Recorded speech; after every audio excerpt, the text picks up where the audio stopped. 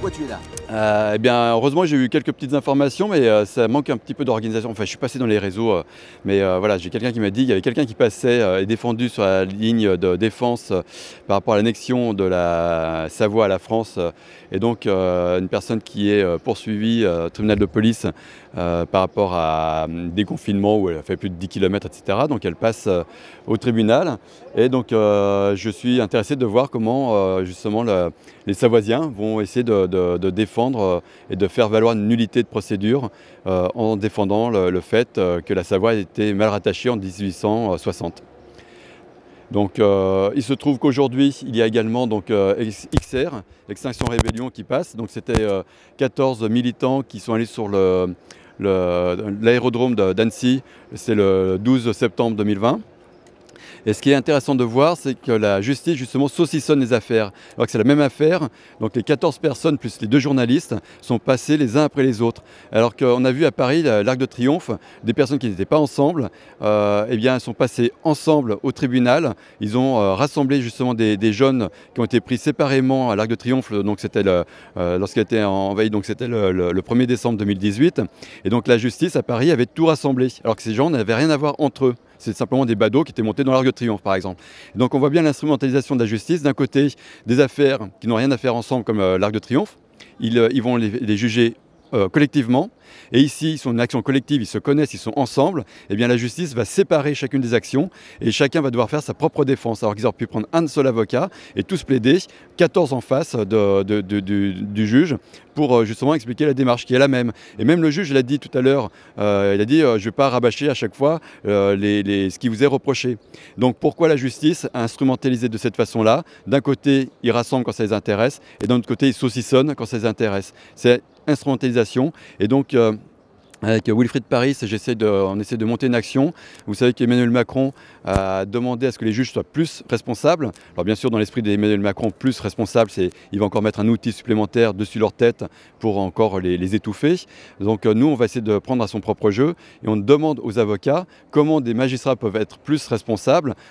Et donc on va proposer justement des solutions, des réformes qui seraient à l'antipode de ce que va proposer Dupond-Moretti par rapport à ce qu'ils ont en tête et par rapport à ce qu'ils disent d'un côté, donc des juges plus responsables. Ben, comment un juge peut être plus responsable en étant beaucoup plus indépendant?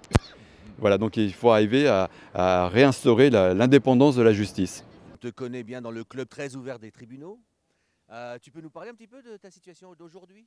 Eh bien, je remonte lundi pour un tribunal de police avec 5 PV, bon 14 juillet, ou quand j'étais par exemple sur les quais de Seine, où j'ai fait une vidéo qui m'a fait connaître à peu près 7 millions de vues, donc où je bravais la brave justement sur les quais, et donc il m'a verbalisé. Donc justement c'est dans les 5 procédures que j'ai ce lundi au tribunal de police de Paris à 13h30 donc ce lundi.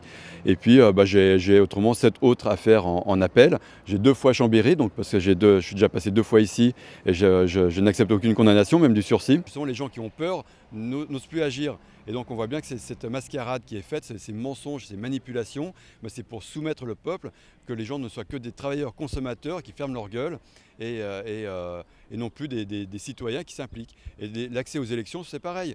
Les gens sont dégoûtés par les élections d'aller voter parce que ça ne sert à rien. Et ils ne se présentent pas, ils n'osent pas se présenter parce qu'ils se disent on sera noyé. Mais là, je pense que cette fois, il faut y aller parce qu'on peut avoir des arguments qui vont faire mouche. La circulaire envoyée dans toutes les boîtes aux lettres. Si on arrive à se positionner vraiment différemment de tous les autres partis politiques et de dire on fait de la démocratie directe, c'est ce qui nous manque, eh bien, je pense qu'on peut faire un joli coup d'éclat démocratique. Ce n'est pas un coup d'État, c'est un coup d'éclat démocratique. On avait dépassé le 1 km, peut-être 1 km 100. On marchait sans attestation. Donc après, ben voilà, j'ai reçu donc, cette contravention et j'ai contesté 3 fois. Et bon, après, voilà, je suis convoquée aujourd'hui pour cette raison. 3 fois donc, au tribunal, j'ai marqué les articles de la loi de 1700. Ils m'ont répondu que la loi de 1700 et autres, que c'était plus valable, que c'était les décrets, leur numéro, cause du Covid. Donc ils m'ont menacé de payer 750 €, oui, si je ne payais pas 135 €. 31 € si mon courrier va devant le juge. Donc voilà, je n'ai pas répondu. C'est pour ça que je suis là aujourd'hui. Et donc, si je peux rajouter, j'ai un petit-fils de 17 ans qui est allé à l'hôpital. Il y a eu de l'air dans le poumon. Il s'en est sorti quand même, hein, mais après un mois, opéré pour reboucher l'air dans le poumon. Et ça, moi je pense que comme il est asthmatique, le port du masque, ça a fait les bulles dans le poumon. Moi j'ai plus confiance au Sénat savoyard. Parce que quand je suis partie de chez Maître Vivert, là maintenant, il m'a dit peut-être que vous allez payer votre PV. Ah, j'ai dit non. Voilà. Donc s'il ne peut pas me défendre, je ne sais pas pourquoi il viendrait ici.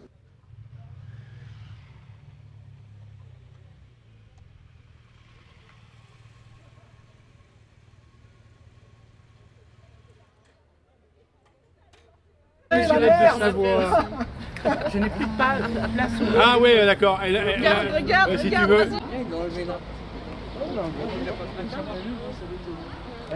Le forfait de Janine, c'était d'aller se balader le matin à 9 h autour du lac au Paquier et de dépasser de quelques mètres ou quelques centaines de mètres l'autorisation qu'elle avait d'1 kilomètre. Donc elle a eu un PV, elle a refusé de payer ce PV en disant mais c'est absolument inadmissible, injuste, etc. Et de fait, deux personnes étaient avec elle, elles ont été aussi verbalisées, mais je ne sais pas pourquoi les PV ont sauté, mais pas le sien. Et en fait, donc on est aujourd'hui, on sort du tribunal pour elle. Alors l'intérêt pour nous, et pour elle évidemment, c'est que ceci se passe en Savoie, qu'en Savoie, le tribunal républicain, les tribunaux de Savoie d'abord sont de Savoie et ne sont pas français et certainement pas républicains. Donc tous ceux qui exercent ici dans un palais de justice sur le territoire de Savoie sont tous putatifs, donc sont tous illégaux. Donc la procédure de ce matin est très facile, c'est-à-dire qu'il suffisait simplement d'aller avec les conclusions qui ont été rédigées par par le conseil, l'un des membres du conseil juridique du Sénat souverain de Savoie que nous représentons. Donc nous avons accompagné nous avons accompagné, j'allais dire avec les masques, on n'aura pas le choix, on ne peut pas rentrer. Donc déjà en rentrant, nous avions le drapeau, la police à l'entrée, on était très entourés à l'extérieur comme à l'intérieur par la police. Hein. Il y avait un groupe d'extrémistes de droite, de gauche, pardon, à côté, il n'y avait pas de police pour eux, c'était pour nous. Donc on doit être très dangereux. Donc quand nous sommes rentrés dans le tribunal, ils ont tout fait pour qu'on passe en dernier, parce que comme c'est public, il y a 16 personnes maximum, ils n'ont même pas respecté. Alors ce qu'il faut comprendre, c'est qu'on était là à 9 h. L'affaire était à 10h30. Donc à 10h30, on s'est présenté là. La police qui était devant le tribunal, la salle du tribunal empêchait de rentrer. Donc j'avais, elle et moi, on avait l'autorisation. Hein, moi j'étais comme témoin et elle comme victime, parce que c'est une victime. Donc en fait, ils nous ont empêchés de rentrer. Et en rentrant, quand on a vu qu'ils faisaient passer toutes les autres affaires, en rentrant, ils voulaient en fait tout simplement nous faire passer en dernier. J'ai interpellé le président en disant écoutez, eu égard à l'âge de madame, ce serait peut-être bien de la faire passer. On avait rendez-vous à 9 h, puis on a appris que c'était à 10h30. Et, ils ont cherché dans le dossier, ah non, il n'y a pas madame Stevelin. Donc on a dit regardez, elle est à l'entrée, hein. Il y a bien votre dossier, elle est à l'entrée, donc elle est bien là. Ah mais c'était à 10h30 et maintenant il est 11h15. Mais on ne pouvait pas rentrer, la police nous interdisait de rentrer. Donc comment on fait? On force avec 10 policiers qui sont à l'entrée.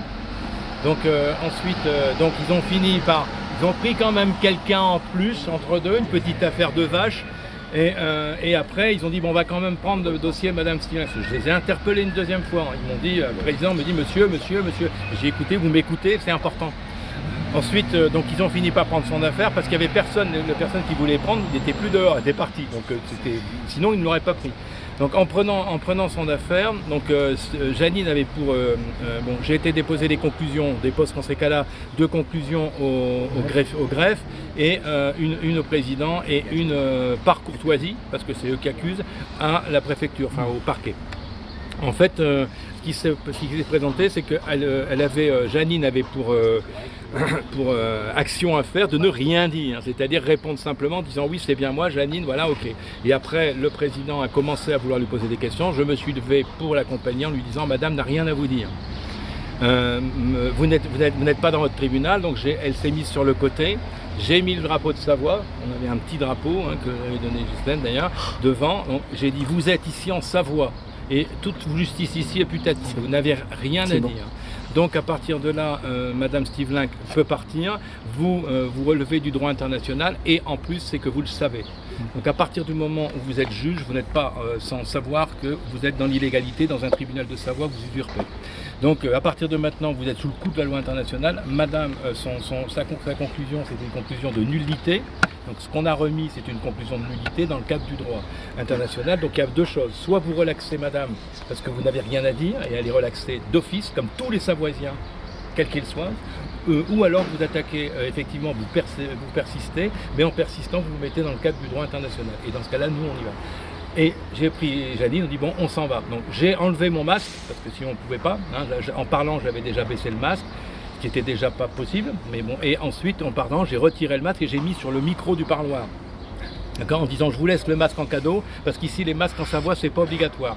Janine, voyant ça, toute contente, a dit oh ben moi aussi, hein, la première fois qu'elle aura à 74 ans, et elle a donc retiré son masque et elle a mis avec moi son masque en disant moi je suis contre Macron et je suis contre Véran et tous ces salopards.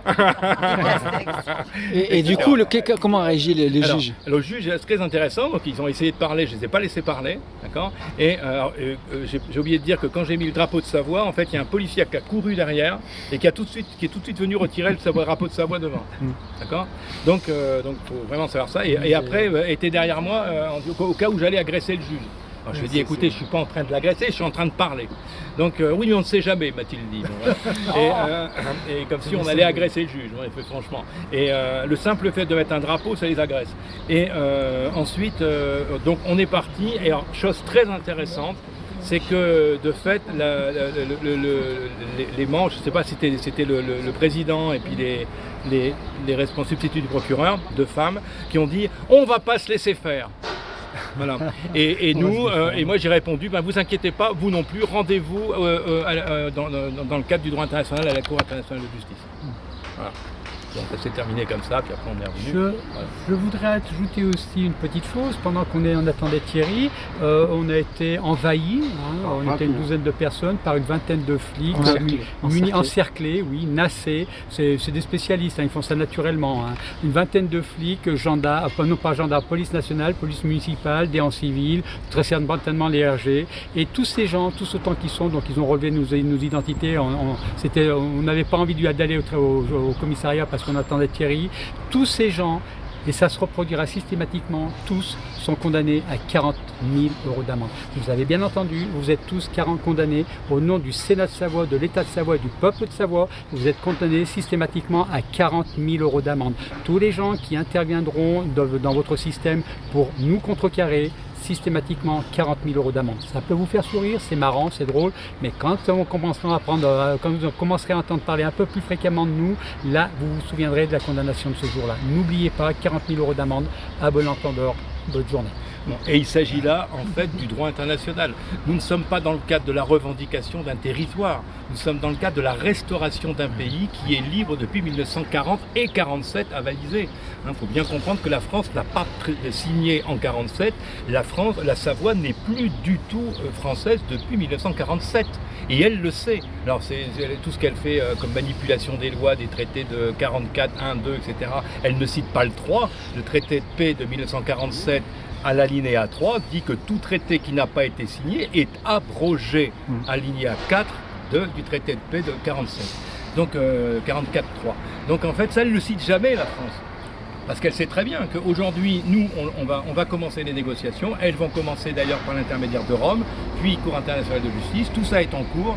Nous sommes en lien avec des pays importants, dont la Russie et les États-Unis d'ailleurs, mais pas que. Toute la procédure est prête. Donc nous, maintenant, il s'agit de la mettre en place. Alors, ceux qui ne veulent pas le savoir, qui ne veulent pas le voir, comprenez bien que les juges sont tout à fait au courant, tous les personnels de justice, préfecture, etc. le savent, au point où ils font tout pour qu'on n'en entende pas parler. Si effectivement on n'avait pas la vérité avec nous, il y a une chose sûre, c'est qu'on ne serait pas ici en train de parler, que je serais pour l'instant avec d'autres du membre du Sénat de Savoie et vous en prison, ou alors au poste, etc. Et on ne pourrait pas parler. Ils nous laissent parler parce qu'ils savent très bien qu'on a raison. Donc c'est du droit international. Donc les accusations que l'on fait, on est en train de mettre en place des tribunaux, on est en train de mettre en place la police, l'armée, etc. en Savoie. Tout est en cours. Nous sommes absolument dans notre droit. Chaque citoyen ici et le Sénat souverain de Savoie, en l'occurrence en tant que gouvernement de transition, est totalement dans sa légitimité. Nous sommes souverains en Savoie et toute force de l'ordre, administration française est de toute façon putative ici et doit partir. Ils n'ont rien à nous dire. Pas d'impôts, pas d'URSSAF, rien. Tout est à Pas de radar. Pas de radar, évidemment. Pas de radar, bien entendu. Pas de masque.